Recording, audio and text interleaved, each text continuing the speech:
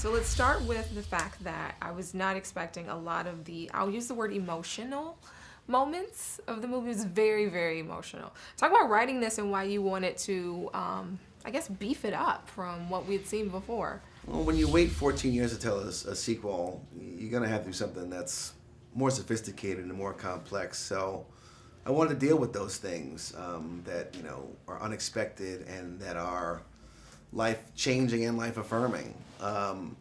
So that was the reason, behind it. If you're going to revisit these characters, you better do something more special, especially considering how a lot of people feel that the first Best Man movie was a classic. Mm-hmm. So I had to do something that was going to match or exceed expectations. Mm-hmm.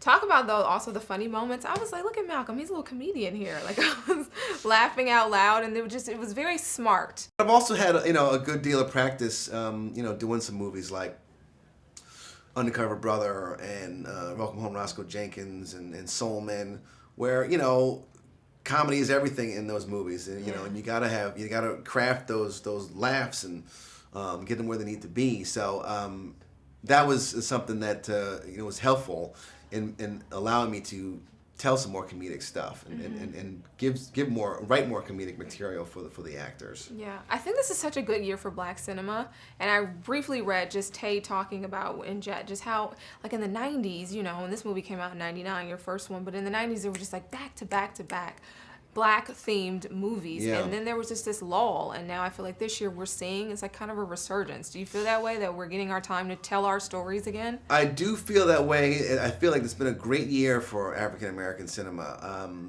It's been a kind of a banner year, and what's great about it and what's different than it has been in years past is that there's such a diversity of movie and storytelling. There's indie movies like Middle of Nowhere, which I know came out in last year in October, but there's Fruitvale Station, and there's The Butler, and there's these Oscar movies like 12 Years a Slave, and and there's comedies like Baggage Claim, and a dramedies like My Movie, and the musical coming out in Black Nativity. So I think it's a beautiful thing, and I just hope that kind of continues, the diversity, and there's not just comedies, not just Tyler Perry movies, and not just hood dramas or what have you. There's a lot of stories to tell, and they should be told, and they're being embraced by more than just African American audiences, which is also beautiful. And I hope that the same thing happens for this movie, because it's just as universal as anything that's out there. I think that African Americans go to see everything, and so we should have our movies treated the same way. Yeah.